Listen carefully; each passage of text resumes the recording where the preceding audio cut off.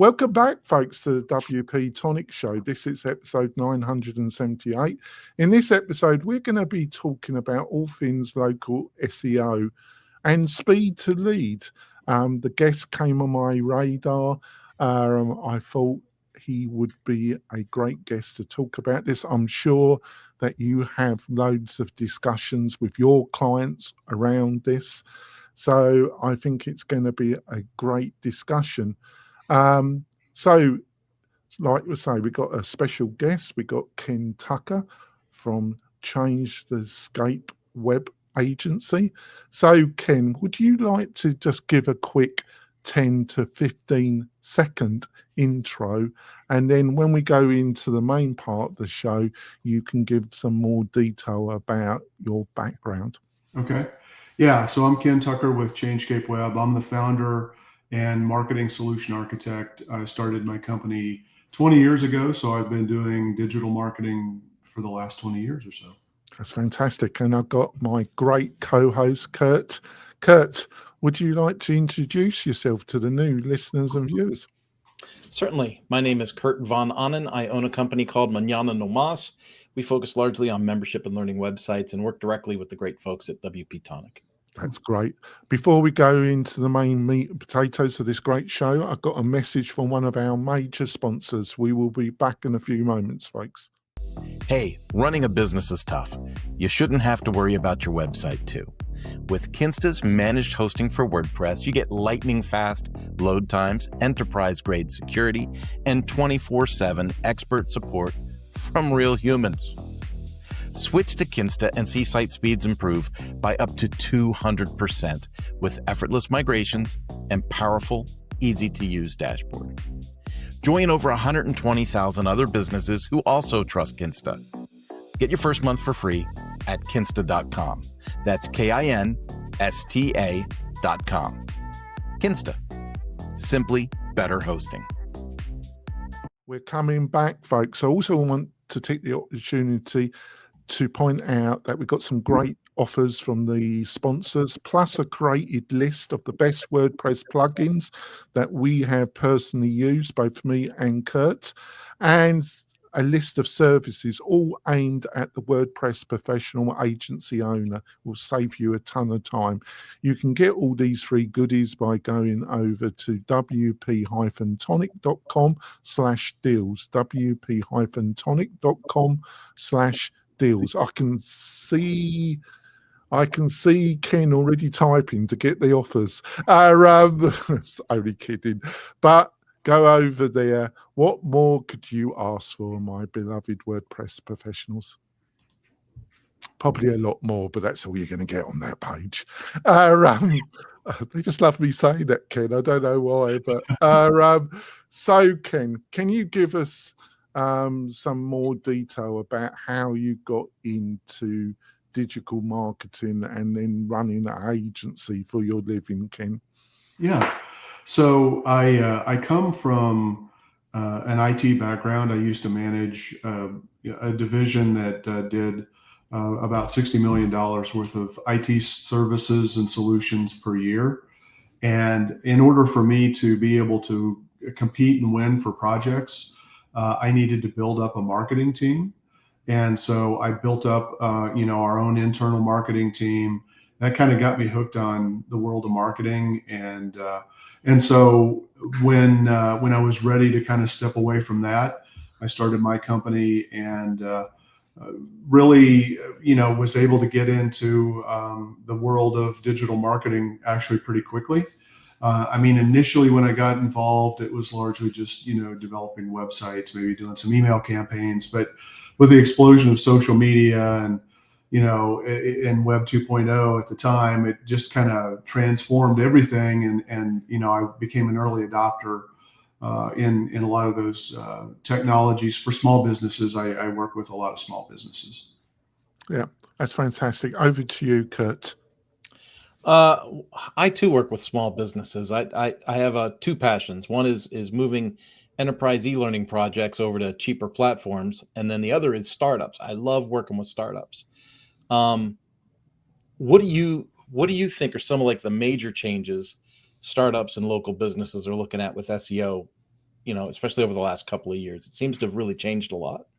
Yeah, I mean, yes and no. What's interesting is if you've been doing good practice, white hat, best practices SEO, that still works every bit as well today, and maybe even more so today, because the large language models actually want that kind of information. So when I talk about local SEO, I mean, obviously, if you're a business that does business in a local area, the Google business profile is absolutely critical.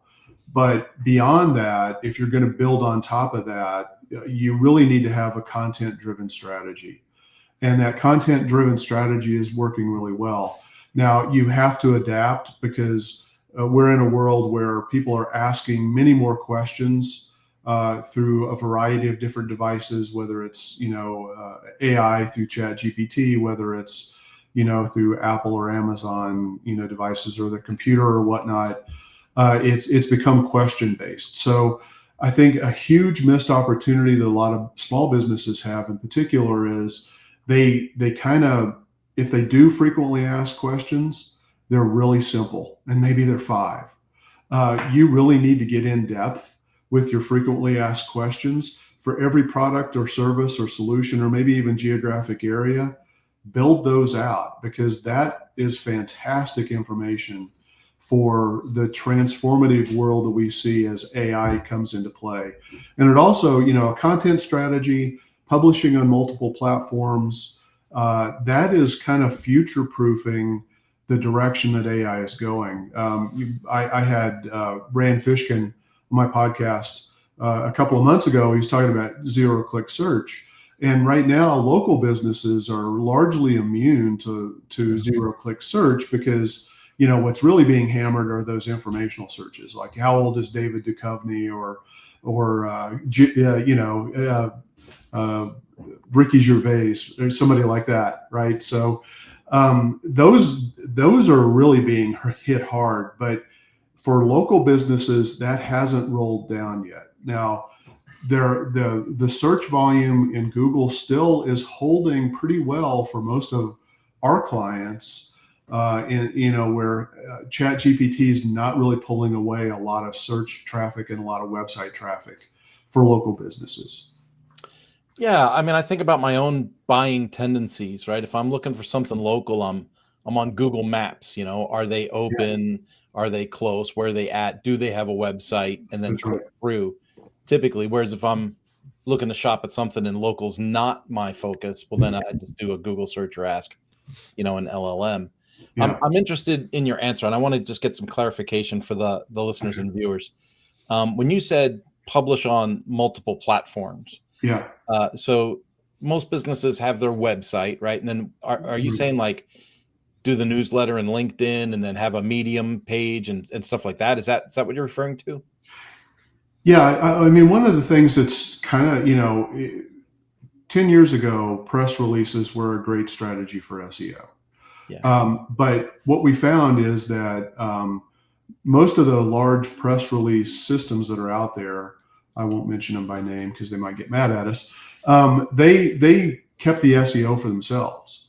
But what we've seen over the last year and a half, 2 years, is really this concept of mentions has become super important. So we've always had citations, where being listed in business directories, having that information accurate, the name, address, phone number, has always been an important thing. It still continues to be an important element. So you want to publish to those, but also just publishing content that is going to generate signals from other websites. Even if you don't get an inbound link, getting a signal is still very beneficial. So there's a new revitalized strategy around press releases, not using the traditional tools, but just publishing articles and getting those out there on nice authoritative sites that will provide the do follow links back. Now, not all of them will, but some of them will. And if you're targeting the right set of publishers when you're putting that content out there, if you target 20, you're probably going to get at least a couple of quality links, but you're certainly going to get mentions from all of those if they accept the article.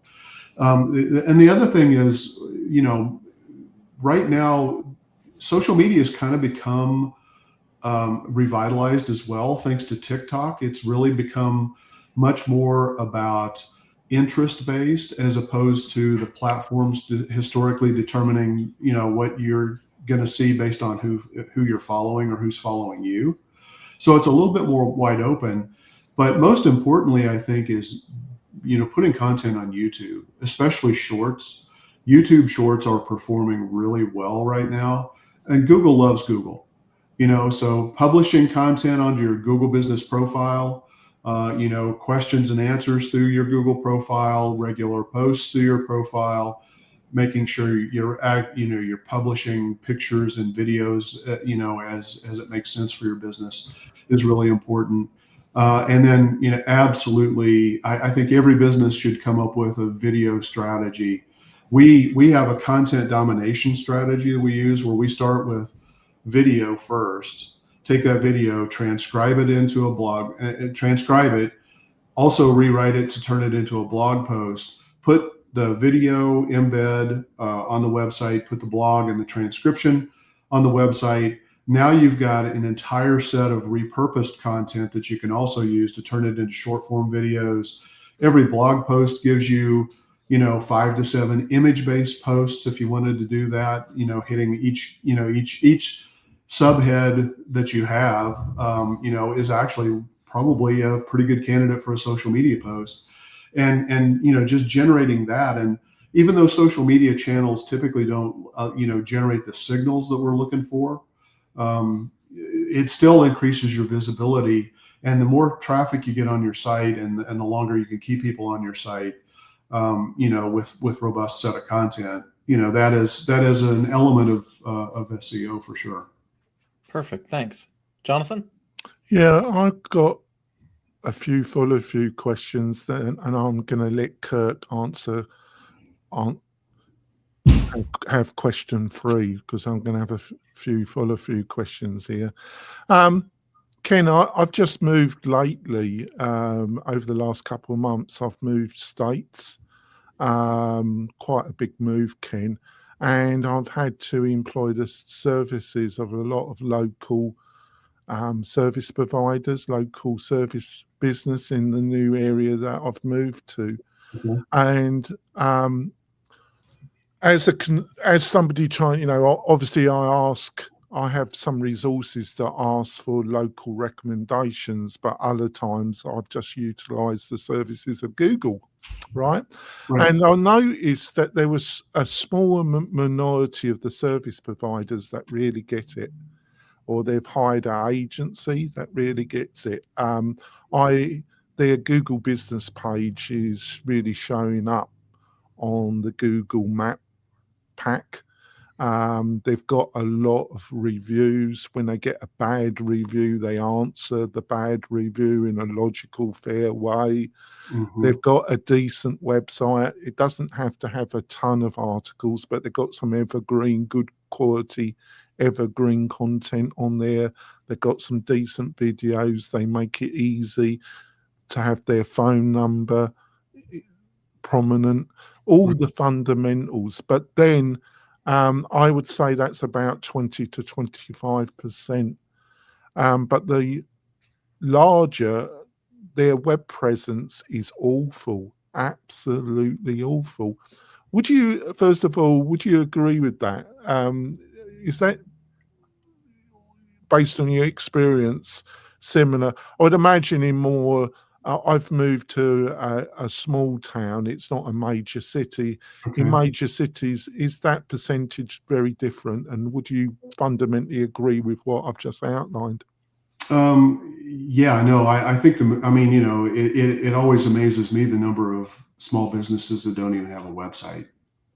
And it used to be that you could get a website, through your Google business profile. Well, Google took that away a little while ago. And so a lot of businesses are trying to live off of having, rented property. You don't own your Google business profile ultimately. I mean, the number of suspensions that you see just willy-nilly, because of the AI reviews from either Facebook for a business page or Google for a Google business profile page, is starting to become really quite alarming to me.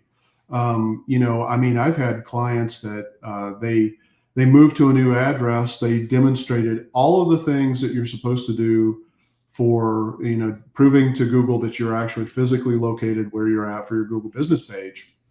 And they got suspended because they updated it, and they did nothing wrong, absolutely nothing wrong. And that takes sometimes months to get fixed. I wouldn't want to rely on that if that were, I mean, obviously Google Business Profile page is a massively important piece of the equation for small businesses. But again, keep in mind, you do not own it. You're ultimately at the mercy of Google, and you're also ultimately at the mercy of Facebook. So if you're not taking control of your own online presence, you're very vulnerable. I would agree that I don't even know if it's 20%, Jonathan. I think that might be high. Yeah, I was being generous there, but I didn't want. It's very difficult to quantify. I'm not expert in this area like you, Ken. Yeah, and and I do a lot of website reviews and website audits, and in almost every case, there are some major flaws that can be found. And now there's a lot of good that a lot of people are doing, and I want to compliment a lot of businesses that are out there that are doing a lot of good. And even if it's only 50% good and 50% have issues, still I want to recognize that people are putting forth some quality products that are out there, but there are just a lot of missed opportunities is really the key. Yeah, it was what kind of amazed me was, like, it might be less than 20%, it probably is, but those that were getting it, their websites were so much better than the majority in the local area. Yeah. And it was obvious either they knew a lot about digital marketing, or that they hired an agency that knew a lot about digital marketing. It was an attractive website. It loaded quick. It operated really well on mobile devices. It had the phone number everywhere. Yeah. They were tending to use third-party platforms to book a to schedule an appointment. Right. Then the platform they were using was texting me to confirm the appointment. Mm-hmm. It was texting me too many times because obviously they were worried I wasn't going to be there for the appointment. Right. But they had it all integrated. It was nice to see. I actually identified a couple of the platforms, and they did provide website, but a lot of the companies was still using WordPress, but they were integrating it with one of these third-party systems that had the booking side of it. I think I agree. I think video also has become really important, isn't it? My understanding is that Google now is indexing Instagram. I'm not sure if they're indexing TikTok, but I think I'm correct. They're indexing Instagram, TikTok, YouTube, getting this video. Would you agree, for a small business, they've got to get the website, but really they've got to work with you and get a lot. It's probably best to work with you to get a load of video out. What do you think, Ken? Yeah, I think video, the two things that I think really are powering SEO today for locally focused businesses are questions and video. So like I said, a really robust set of frequently asked questions. Reddit has all of a sudden become a real nice powerhouse for and it has it actually carries a lot of weight from an SEO perspective when somebody when you have a link from Reddit to your site. So question based, and by the way, those questions are great ways to seed your video content, right? So every question that a customer has is a great video that you could do for your business. And if you do a longer form video where you answer a family of questions around a particular topic, so for example, James Hardy siding, If you're a siding contractor and you offer James Hardie siding, what is it? Why is it important? How does it help with energy savings? How does it reduce your maintenance burden over a period of time? How does it add curb appeal, resale value to your home? Each one of those is a question that you could answer through a frequently asked question. But when you put all those together, now you have a nice, 3 to 5 minute video that, when you transcribe that, you write a blog post about it. Now, guess what? You've got some real content, and you turn that into press release, email marketing campaigns. Yeah, can I interrupt slightly, Ken? I agree with everything you say, but you got any tips or insights about how you overcome resistance? Because a lot of these service providers, if they're really small, 1 or 2, 3 people service providers, they're doing the actual work, the administration, everything in the business. Yeah. And also they don't want to be on video. They don't want to be on video. They don't have the time unless they've really done a lot of research and they really understand and bought into it. You're going to get a lot of resistance. I might be wrong, but I think you're indicating that you agree. Got any, before I throw it over to Kurt, you got any tips and insights to our audience about how you can overcome this resistance? Oh yeah, absolutely. You can create fantastic video content with just B-roll, pictures of work, that you've done, just still images that you can incorporate into video and use AI voice to deliver the voiceover at a fraction of the cost. You don't have to film any live video. You can even, I do this extensively. I've created an AI video clone using HeyGen. I think HeyGen is one of the best tools around right now. And so you can, if you don't want to be on camera, just do it enough to train HeyGen so that you have a great quality AI video avatar and an AI cloned voice. If it's important for you to be that face of the business. But if you're not comfortable with that, guess what? Tools like HeyGen, and there are a whole other set of tools, they have great AI video avatars already created for you that you could tap into and use. So I think you're totally right there. I've got a colleague that has a high-end SEO agency for high-end real estate brokerages, and they've used that technique themselves with a lot of success. Over to you, Kurt. Kurt, you're muted. Sorry about that. My dog was making noises. In your question that you answered for us, Ken, you had mentioned a little bit about AI or AI reviews. What are some of the misconceptions that small business owners are having, either adopting AI or abusing AI? I'm sure you have to kind of advise people in both directions. Yeah, absolutely. So there's a huge fear of AI. So the first thing is we all have to work to help people overcome their fear of AI when it comes to marketing. There are a lot of burgeoning problems that are going to be massive, honestly, when it comes to AI. But take advantage of AI for your business, because if you're not doing it, your competitors are, or they will be very soon, and you're going to be at a huge disadvantage. And if you're competing against larger companies that maybe have franchises in local markets, guess what? They're going to be doing it, and the big guys are going to win because they are making that investment, unless the small guys jump in and start to do it. So, step into it, test it, find something that you're comfortable with, whether it's, going into ChatGPT and asking it to write a press release for you, or an email, to outreach to a customer's, for a customer reactivation campaign, craft an email to send to my current and past customers to get them to buy from me again. Here are the list of services that I have, and come up with a recommendation on an incentive to get them to do so, and see what kind of results you get. Now, don't just take what ChatGPT generates for you. You've got to vet everything, right? So I'm a big believer in using AI for the brainstorming, for cranking out a lot of the kind of the grunt work. It's smarter than humans right now. It's already smarter than humans. It's got an average IQ of well over 150.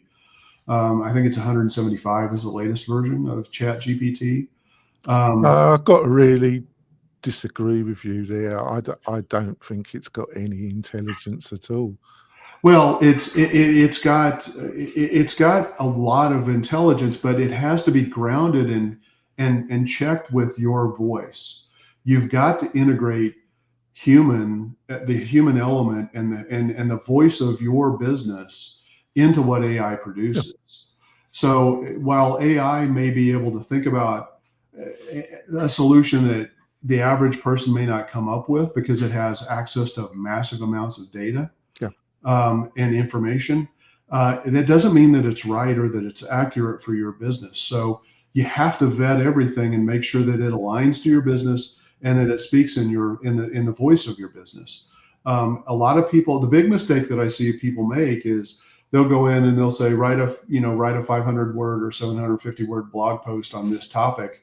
They'll grab that, they'll paste it right onto their website, and it's generic content. There's no value. There's nothing that's different about that content that was produced because you just put a simple prompt in and you didn't train it on your business. You didn't ask it and challenge it questions and make it write better. And so as a result, you're kind of failing the criteria that Google's established, with EEAT when it's coming to the authority, because I want to slightly. I totally agree with you there, but I want to slightly push back as well. Okay. But I think we'll leave that to the second half of the show because it's been a fascinating discussion so far.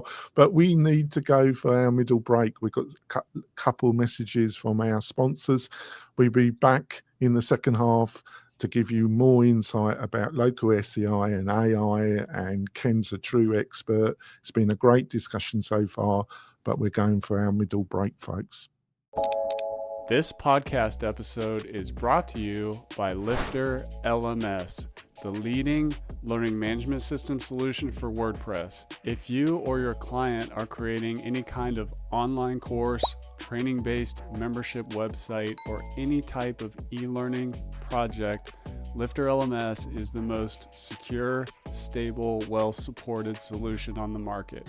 Go to lifterlms.com and save 20% at checkout with coupon code podcast20. That's podcast20. Enjoy the rest of your show. We're coming back, folks. We've had a great first half. I think Ken's done a great job. But before we go into the second half, I want to point out, if you've got a large membership or community focus build out to do on BuddyBoss or Lifter LMS or LearnDash, and you're looking for a great hosting, but much more, a great project partner, why don't you look at becoming a partner with WP-Tonic? We've got some fabulous affiliate programs for freelancers like you. To find out more, all you have to do is go over to wp-tonic.com/partners. wp-tonic.com/partners. It's got some great info. All you got to do is fill in a quick form, and then we can have a chat and see if we're a good fit. Let's build something special together. I was saying I was going to give you a bit of pushback. It wasn't that I totally disagreed with what you were saying, Ken, because most of it I did, but not in the local, but in especially the WordPress. People said, I totally agree. If you write content using AI and put it on your website, you're going to get hammered. Google doesn't want to know anything about it. I don't know if the consequences are so severe when it comes to local SEO, but if they, through their technology, can see that it's SEO, it's AI content, you're going to be finished. I'm not talking about a manual penalty. I'm just talking about their general technology. But on the other hand, when it came to the WordPress space, there was quite a few players that was knocking out an enormous amount of content, Ken, and they were using offshore content farms, paying like $5 an article or less, and the stuff was dribble. And this has been going on for years, and they just flood the market and use grey hat networking techniques, everything you probably, and I'm not such an expert, but I know a little bit about it, Ken. And so I think there's a lot of snobbery out there as well, because there was a lot of junky, really crappy content out there anyway. How would you respond, Ken? I agree. I think that's a dangerous path, and the best case scenario is if it's not penalizing per se, but like you said, it's just no value. So it's not helping you. You're paying money to solve a problem that you think is being solved. And it's not solving the problem for you. I mean, it's literally putting a lot of content on your website, perhaps, but well, again, I think if you can edit it, and it's always filled with it's filled with a lot of inaccuracies, because it's normally based on older content. right. If it's dealing with stuff that's ever changing, it's filled with inaccuracies because it's utilizing old data. It also can really,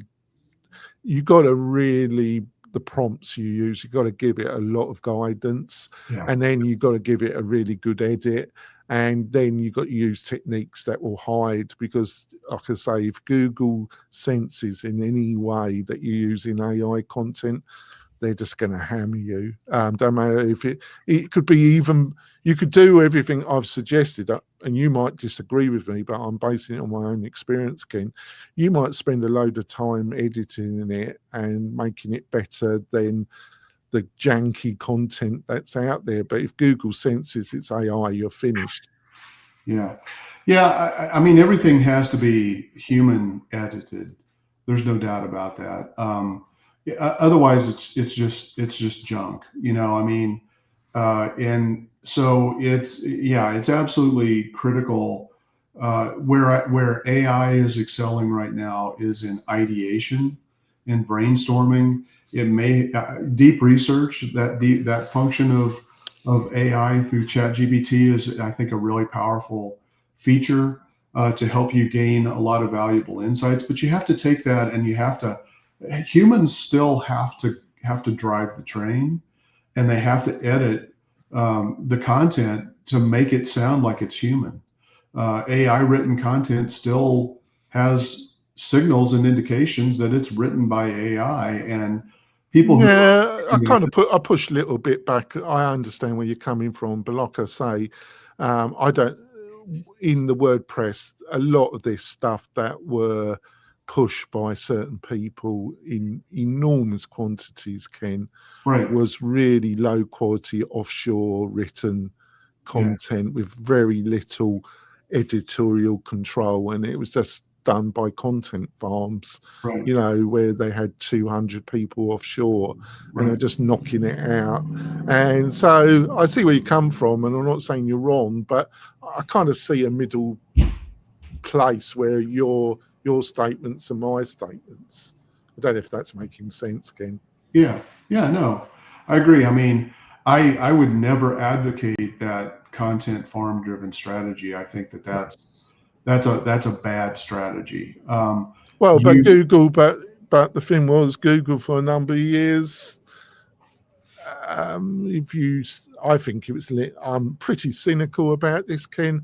I think if you spent a lot of money with Google through Google Ads, and they weren't so hard on you when it came to knocking out the content farm stuff, and they didn't really seem to do much about it. I knew some players that, they weren't breaking the law or nothing, but they pushed the limit way past what I thought Google would allow them, and there was never any consequences. Yeah. Yeah, I mean that's always going to be part of the challenge. Yeah. How do you overcome competitors who are going to be doing that? And I think it really comes down to how are you appealing to your ideal client, and speaking to them, because I think a lot of the content farm driven stuff was just throwing stuff at a wall and hoping a bunch of stuff stuck so that you got kind of a large. Well, you do any, but it's totally out of your area of expertise. I'm going to leave it now because I'm drawing this conversation out of local SEO, Right. and I'm going to throw question 4 over to my very patient co-host. Get back on subject. Back over to you, Kurt. Thanks, Jonathan. Couple of things, Ken. One, Changescape. When we look at Changescape, it says it builds websites that generates customers. Right. Great catchphrase, awesome. But that means it's more than just a digital brochure. It's actually some kind of a lead generating type machine. So my question is kind of twofold: is, in your opinion, what's the difference between like standard brochure marketing site and an actual lead site? And then I was curious because I was doing some research before the show, and I see that you are certified in story brand, and I was wondering how much of a part that story brand training plays into this type of messaging or user experience that you create. I think it's a huge part of it. For me, story brand is, what I love about it is a lot of marketing people talk about story as the story of the brand. Story brand is flips the script, if you will, and instead of the business being the focal point of the story, your customer is the focal point of the story. They're the hero. They've got a problem. They're looking for a guide, which that's what your business is the guide. It's not the hero of the story. It's the guide that calls them to action, gives them a plan, and helps them achieve success and or avoid failure. So that's kind of the formula of story brand. And that's how I really like to lay out a website, because, I was actually in a workshop with Perry Belcher a few weeks ago, and he said that you have milliseconds now because of all of the activity that's going on online, all of the different choices, milliseconds for people to make a decision on what your business is doing and whether or not it solves the problem that they have. And 80% of people do not scroll when they land on a page. So if you don't have a crystal clear message from the get-go about what you do, and the problem you solve for your customer, you're missing out. You're missing the boat. And then if you don't have a call to action to get them to take that next step, it's amazing to me how many businesses do not have a phone number. They have a contact button, but they don't have a phone number. You're making people work. You're making people scroll down to find your phone number. 80% of people aren't doing that. So you're not converting those people. And so I think that's critical. People want to see that you understand their problem. You have the empathy, but also the authority to be able to help them and guide them through the process to solve that problem. They need to understand what their life is going to be like after you solve that problem, and but also what the consequences of inaction or continuing to do the same thing are. So you've also got to kind of work in the chemical reactions that people have, the serotonin, the dopamines, the things like that actually are the drivers that chemically trigger action or trigger flight. Because if you're not careful, you can drive people away from your website very, very quickly. So the other critical thing I think is important is, we're in a world where more and more every single day, people expect speed. They put a premium on speed over almost anything else. And I had Jay Baer on my podcast a while back, and he wrote a book. His last book was on basically speed to lead. And he's done a lot of research to find that if you're the first to respond, you not only do you have a fantastic chance of winning that business, it's like 70-80% likelihood that you can win that business. It's irregardless of price. So if you're tired of competing on price and always having to go down that rabbit hole of discounting your price to be able to win the business, you know how you get out of that? Be the first to respond. And you know how you do that? You implement AI in a smart way so that you answer every phone call. You have an AI-driven chatbot that is trained to answer questions that keep people on your website and that lead to action, so that you deliver people who are ready. When they are ready to talk to a human, you've got to make that transition. So it's not 100% AI-driven, but let AI make sure that you are always answering the phone. If you have a receptionist at your office, let's say you're at a dentist's office, and you have one person who answers the phone, what happens when 2 or 3 people call? Statistics are 80% of people will not leave a voicemail if they get voicemail in today's world. And so now if they're an existing customer of yours, they're going to leave that voicemail. But if you're trying to get new customers, they're not going to leave a voicemail. They're going to call the next dentist or the next chiropractor or whoever it is. Because they're looking for somebody who can solve their problem. And speed is becoming probably one of the most important, if not the most important element to that. So make sure you capture every call, even if it's just to be the first to respond and say, thanks for calling us. Let me get your contact information. We'll have somebody contact you right away from our office. That's a huge win, because it's probably going to stop them from scrolling and give you a little bit of grace if you fulfill your commitment to them of calling them back within that time frame that you told them. So I think AI is very, very powerful in that regard, because it will allow you to answer pretty much every phone call, and also. What it does is it also filters out a lot of noise, because I don't know if you guys experience this or not, but I mean, I get a tremendous amount of spam phone calls, and there's another statistic out there that I came across recently. Whenever you're interrupted, it takes you 15 minutes to get back to being productive, working on what you were working on. So every time you answer the phone, where it's a spam phone call, where people are trying to tell you that your Google business profile isn't claimed or optimized, guess what? They cost you 15 minutes worth of productivity time. Yeah. So AI is great at filtering out that crap. I know a lot of people are concerned that it sounds very robotic. It doesn't. It's what I'm talking about is a conversational AI solution. It's not. You got any actual products or well, I suppose we can leave that to question 5, can't we? I'm interrupting. We can leave that to question 5. Maybe you can give us some recommendations in that area. I'm going to leave question 5 to Kurt, and then he probably will have to go. But I just want to. I just wanted your response, because I think when it comes to local SEO, and you're the expert, but I really think testimonials and reviews, and how you and how you generate reviews, right, and how you respond to bad reviews. And I think people really do read them, and what's your experience, and what would you advise in that area? Yeah, absolutely. Reviews are absolutely critical. And sadly, if you don't ask for reviews, you're probably not going to get the volume of reviews that you should be, good reviews even.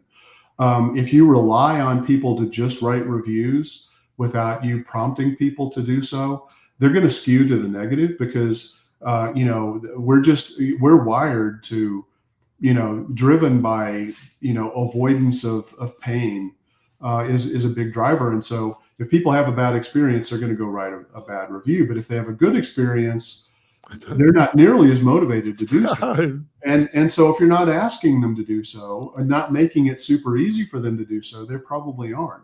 So, and if there's no reviews about a business, or very few, like if you have if you have 5-star reviews and that's all you have, you're probably letting somebody fill the gap of communication. And they're probably thinking, gosh, people don't think enough about this business to write a review about them. Yeah, I thought I also, when I don't make my living out this, but I have people ask me advice because they know I'm in the internet. And they're very scared about what they should do about bad reviews, and they get totally fixated by it, Ken. I mean, they do. You're in business. You're gonna get that. You could be Jesus on the world, the second coming. But there's some customers you're gonna get a bad review, and I'm not trying to be funny here, but you are. I don't know what you do. You're gonna get a bad review, and they go. When I was advising a couple of years ago, I was one guy, they go absolutely bonkers if they get a bad review.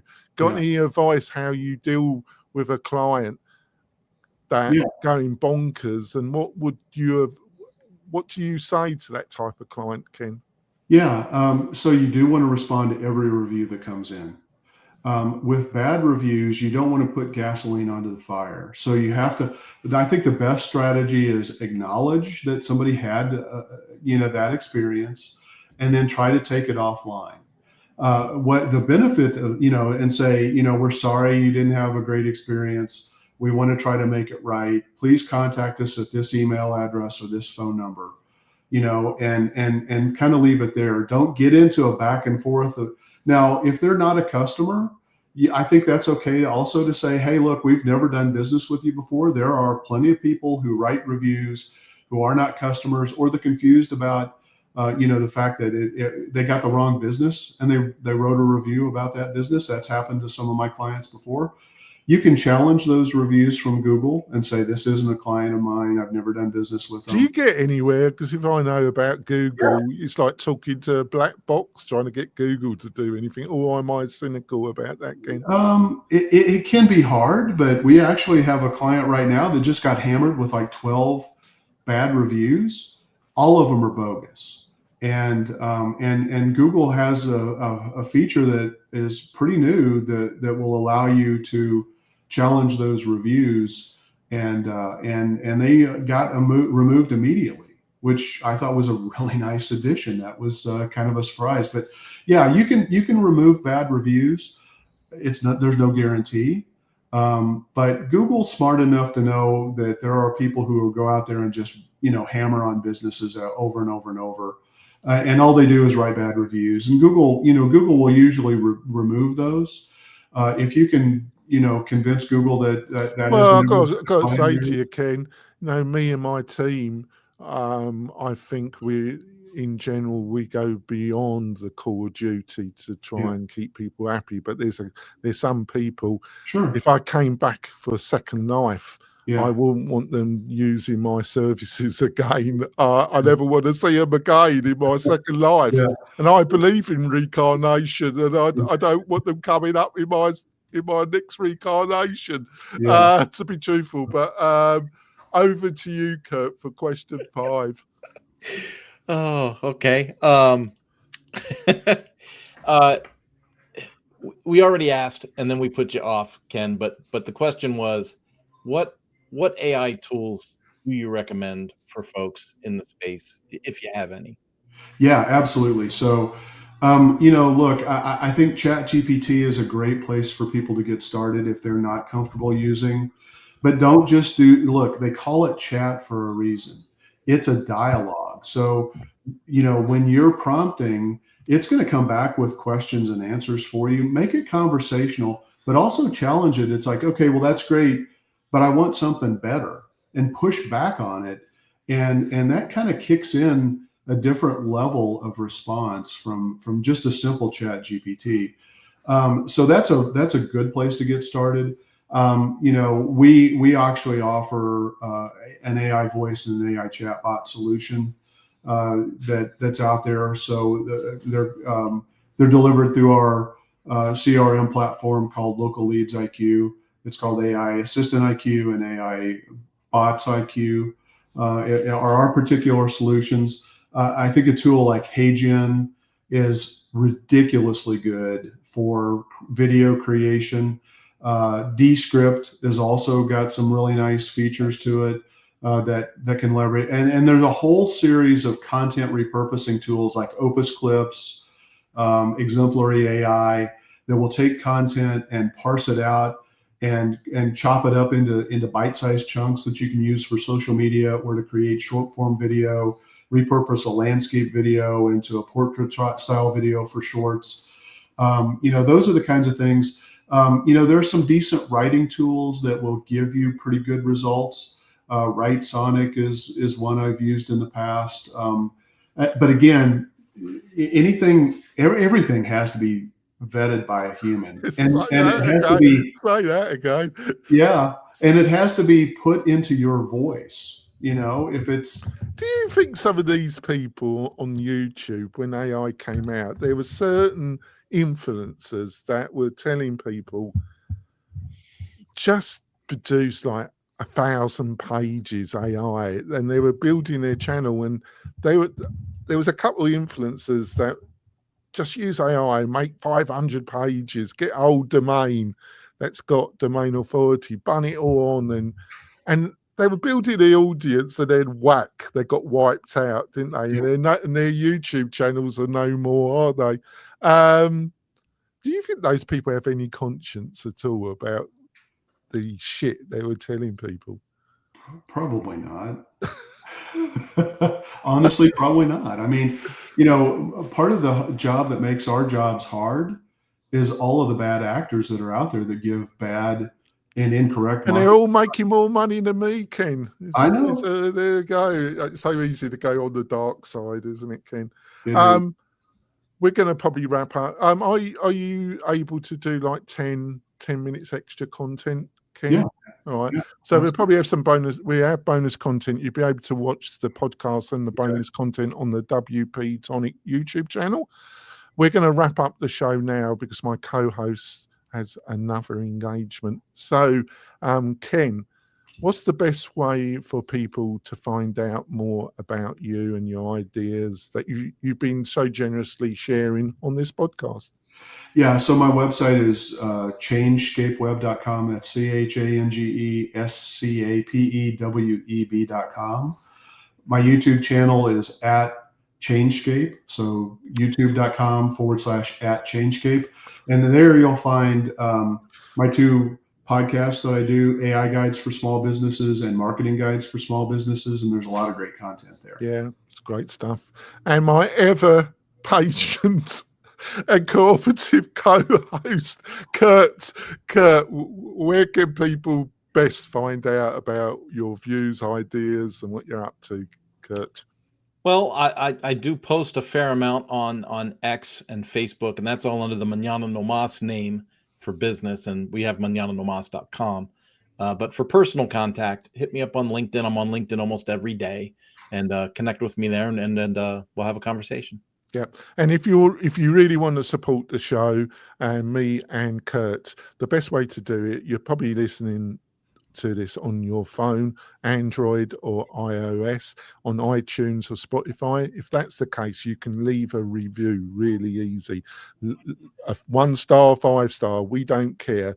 Give us some feedback, give us a review, tell us what kind of content you would like us to have in new episodes. It just really helps both me and Kirk, and it promotes the show to new people. Also, like I say, if you want to watch the bonus content plus the podcast content, you can watch the whole thing on the WP-Tonic YouTube channel. And if you're generous, subscribe to that. That also helps the show in general. We will be back next week with another great interview. I think it's our roundtable show week as well. Next week, we've got a fabulous guest. We'll be talking about all the WordPress and tech stories of the month. We'll see you soon, folks. Bye. tired of hosting providers that can't handle high traffic loads? Conversio is here to help. Our platform can handle any amount of traffic, all without slowing down or crashing. With immediate Slack support, performance optimization, and a team that thrives on resolving technical challenges, your e-commerce business is in safe hands. Learn more about Conversio at conversio.com. So I think that I'm going to start off with question 6, actually. So if you had your own time machine and you could go back like H.G. Wells to the start of your career, is there any kind of little tip, insight that you would like to tell yourself? Yeah. So, I mean, I was pretty fortunate when in my previous career, I managed a large IT division, and I ran a business within a business, so it was deceptive to me. When I started my own business, I didn't realize, oh, you know what? I was actually able to spend somebody else's money, and I didn't really have to fully deal with the financial consequences. So that was a big eye opener for me, and I, to be honest, I started my business originally a little bit out of spite, because I was trying to move the business I was working for in a particular direction. They didn't want to go there. And that's kind of the genesis for why I started my business. So being a little headstrong probably wasn't the best thing. It was meant to be, wasn't it? You've made a successful career at it, haven't you? Yeah. So I thought you were going to say not coming on this podcast, actually, but you were generous. So you mentioned when it comes to local SEO, AI hasn't affected it. In my own business, I produce a lot of content, a lot of video content. And about 8 months ago, I got hit a little bit, and I've recovered to some degree, but it's like being a bicycle. I'm getting an enormous amount of impressions. I've doubled the amount of impressions, but my actual clicks are down by a third, Ken.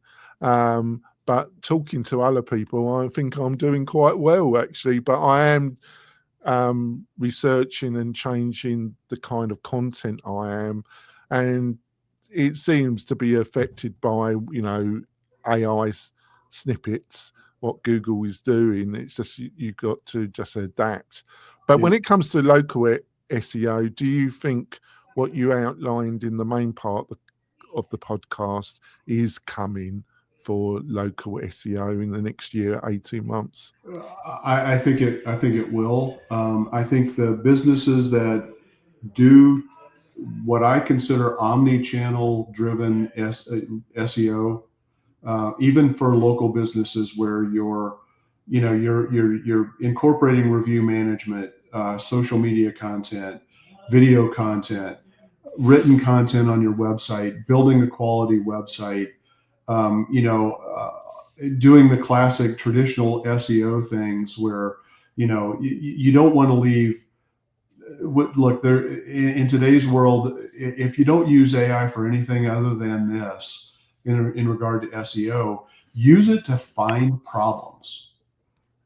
Don't necessarily implement the recommendations it has, because it will give you a lot of false positives, but use AI to find the problems fast so that you can get them fixed faster.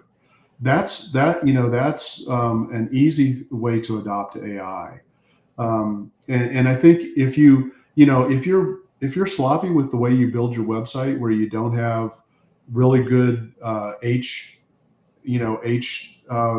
structures, H1, H2, H3, you're just giving Google an opportunity to kind of knock you down a little bit, when you could be ranking pretty easily if you just adopted some good structural content. And you got to have schema markup on your website. If you don't have schema markup, and even, like, nobody talks about the importance of Bing, but guess what? What's that, Ken? What is it?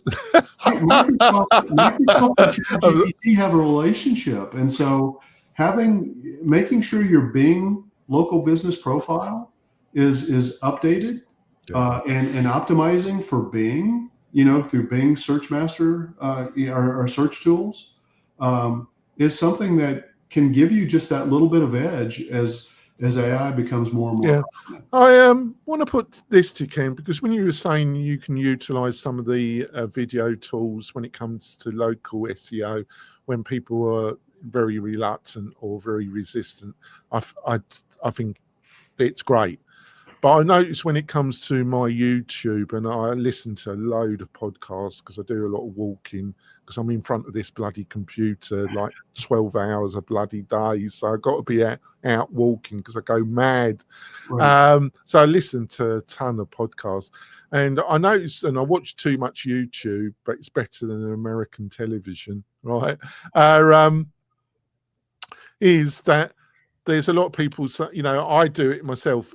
If I see that it's just, if I sense that they've got a good thumbnail, and when I start watching it, it's offshore generated AI optimized YouTube video crap, I unsubscribe straight away. I tell YouTube not to recommend that channel to me.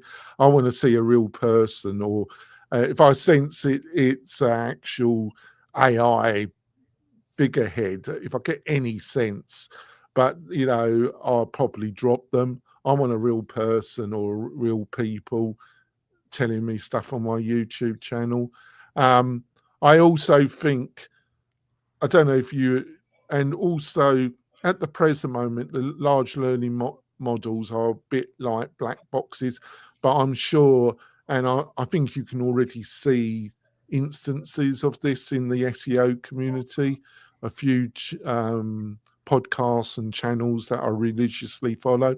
It's now they're getting sense on how these large learning models work. And I think the SEO and the digital marketing crowd will get better and better insights about how to manipulate the results. How do you think that's going to affect things? Because people, I think, at the present moment are having a little bit too much confidence about what the large learning model is recommending to you. And especially when Google puts place advertisement next to their snippet recommendations.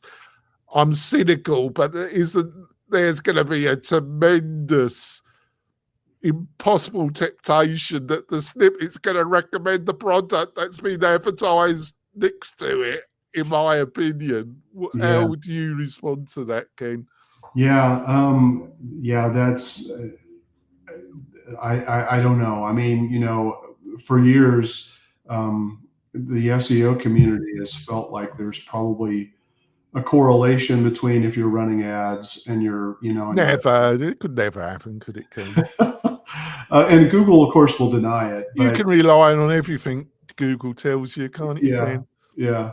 But when you look at this, you see a lot of things that indicate that there is a correlation between if you're running ads and how you're ranking. And so, yeah, I think that's absolutely a problem. In regard to, the AI produced content, again, like one of the people that I really follow extensively is Julia McCoy. And, she was a very prolific content writer, and she writes all of her own content, but for a whole variety of reasons. One is she wants to adopt a new technology because she envisions a different world. But two, because she's had a lot of health challenges and issues, she has created an AI video avatar that delivers her personally written content using, AI video clones. And she's conveying really important messaging about the direction of AI, how, and she's really a great person to track with a lot of the trends that are out there, but she's using AI to deliver the message, but she's writing all the content. She's researching all the content. It was a very broad statement I was making, and thank you for pointing that out. You're totally right. There are circumstances for health reasons, for content production, where it's I think it probably, I don't know how this is going to work in local SEO. This probably applies more to regional, statewide, national. But I do think as the digital marketers get more and more effective, and it's going to be arm race, just like traditional SEO. Right. But I think the digital marketers will learn how to adapt the large learning models, because what I've learned is that it's amazing technology, but it's in some ways easier to manipulate than traditional SEO. But I think that will continue. So basically what these large learning models, and I think it was also down, and I don't know if this was the case with local search, it was also a period of 3 to 4, maybe 5 years where the actual quality of the searches that were coming from Google were getting worse and worse and worse, and more and more just spam and crap was appearing. And you literally some especially very competitive terms, you literally had to go to the page 2 to actually find anything that could help you. And I think this has affected Google, and they don't want to recognize it because they were making so much money by producing crap in a lot of the search terms. But I think a lot of people one of the reasons why a lot of people turn to the large learning models when they're doing their searches. But I think they're putting too much faith, because I think the digital marketing crowd will very effectively be able to influence what comes from that. Or do you think I'm just kidding myself, Ken? No, I think it's important that everybody who wants to be found, you have to understand how to be found by Google in the way that it's kind of morphing into kind of this hybrid of traditional search that's delivered, but also relying more and more on AI. And then also people just bypassing Google altogether and going directly to, some of these other platforms. Would you agree what I outlined? One of the things that has driven this is over the last few years, the diminishing quality of search results. Yeah, I think that's definitely a problem. I think maybe less so in local. I didn't see it tremendously in local. Yeah. But again, just to future-proof your business, you have to. Right now, the unfortunate situation for a local business is you have to be focused on both. You have to be thinking about, for those people who are starting to use even TikTok. People have started bypassing Google search, especially younger generations. They're just going and doing searches directly on TikTok. Instagram, TikTok, they don't hardly use Google, do they? Yeah. Just to finish off, let's get back to the area, because you've been very charitable with me, because I've gone on a wander here, but I've tried to keep it on local SEO. You were saying that you thought I was being generous when I said about 20% of local businesses get it. Yeah. Now we're in 2025. I was out of it until I've moved. I've moved to a new state, bought a new house, and then I was aghast at the crap of most of these websites. And I thought, is it because we're in a bubble? I have my hosting business, you've got your digital agency aimed at local business. Is it I just don't get it. You got any insight why so many local? I understand they probably haven't got the budget. Well, what these electricians and these service people have been charging me, they should have tons of money, Ken, because my God, they know how to charge, Ken. They should have loads of money to give to you. What is it, Ken? What? Yeah, well, I think it's largely fear of technology. A lot of these businesses have been able to grow and build up the business without doing a lot of digital. And when you look at the statistics of who owns small businesses in the United States, the overwhelming percent, it's like 80%, 60 to 80%, I forget the exact number, are owned by people who are older than 60. And they are not building businesses. Like if you're in the trades, if you're a plumber or an electrician, their kids don't want to take these businesses over. And so they want to change their attitude about that, don't they? They might want to, yeah, absolutely. But right now, the trend is they don't want to do it, and so a lot of these business owners who are older than 50, they're like, you know what? I don't need to do anything more. I don't want to mess with any new technologies. I'm just going to ride it out, and close up my business when I'm ready. I mean, and it's sad because they could build a business that they could at least sell and collect a profit for themselves. But a lot of businesses, they're just looking for the fastest, easiest way to get out of it. And the other statistic that's really eye popping is the number of small businesses that have a customer relationship management system of any kind is like less than 5%. It's quite amazing because there's no shortage of them, isn't there? They're everywhere, aren't they? Yeah, they are.